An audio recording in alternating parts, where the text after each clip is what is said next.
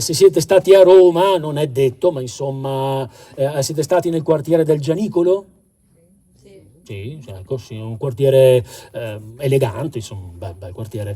Ecco, se siete stati nel quartiere del Gianicolo è possibile, non è detto, ma insomma, che vi siate imbattuti in un antico tronco d'albero. Lo si vede ancora oggi al Gianicolo a Roma, però questo tronco d'albero è secco, è morto, è corroso, oramai è quasi informe, è tenuto su da un muricciolo dentro il quale è stato murato proprio perché non cada o non possa farsene legna da ardere da parte di qualche malintenzionato. E questo vecchio tronco d'albero si chiama la quercia del Tasso, perché, come avverte anche una lapide che trovate lì in loco, Torquato Tasso, famoso poeta, era solito sedersi sotto quando questa quercia era bella, grande, viva e frondosa.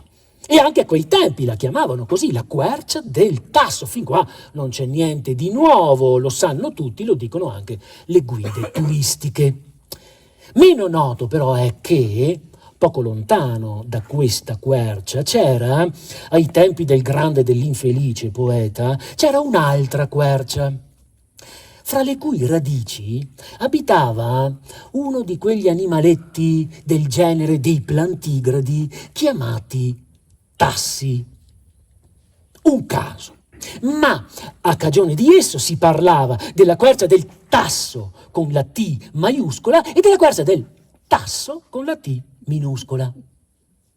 Per la verità c'era anche un tasso nella quercia del Tasso e questo animaletto, per distinguerlo da quell'altro, lo chiamavano il Tasso della quercia del Tasso. Alcuni credevano che appartenesse al poeta, perciò lo chiamavano il Tasso del Tasso, e l'albero era detto la quercia del Tasso da alcuni, oppure la quercia del Tasso da altri. Siccome però c'era un altro Tasso, Bernardo, padre di Torquato, poeta anche lui, il quale però era solito mettersi sotto un olmo, il popolino diceva: sì, ma è il Tasso dell'olmo o è il Tasso della quercia? Così poi, quando si sentiva dire sì, il Tasso della quercia, ma qualcuno domandava: di quale quercia? Della quercia del Tasso e dell'animaletto di qui sopra, che era stato donato al poeta proprio in omaggio al suo nome, si disse il Tasso della quercia del Tasso.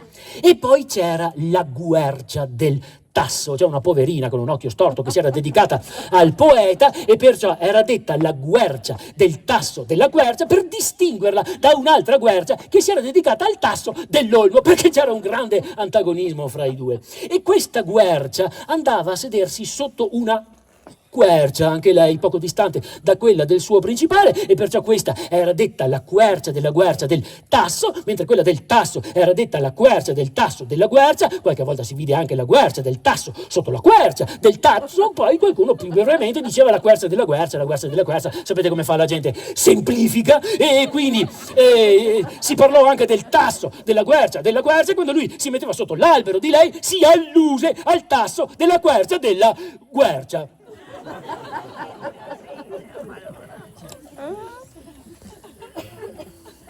Ora voi vorrete sapere senz'altro se nella quercia della quercia vivesse uno di quegli animaletti del genere dei plantigradi chiamati tassi.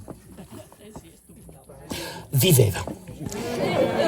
E lo chiamavano il Tasso della quercia del Tasso, mentre l'albero era detto la quercia del Tasso del Tasso e lei la quercia del Tasso della quercia del Tasso. Successivamente Torquato cambiò albero.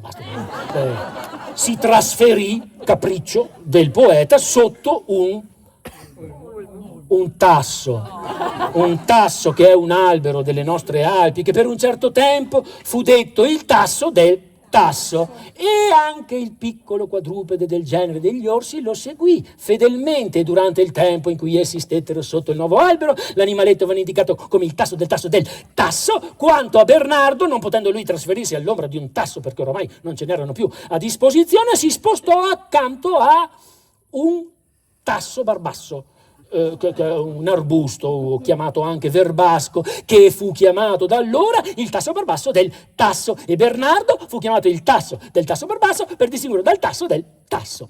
Quanto al piccolo tasso di Bernardo, questi lo volle con sé, quindi da allora l'animaletto fu indicato da alcuni come il tasso del tasso barbasso per distinguerlo dal tasso del tasso del tasso, e da altri come il tasso del tasso barbasso del tasso per distinguerlo dal tasso del tasso del tasso.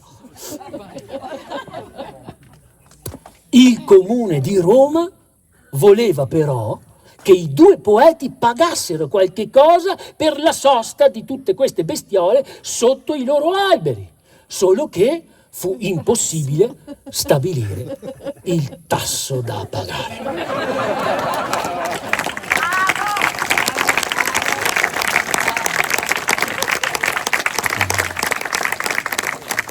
Achille Campanile, eccolo qua.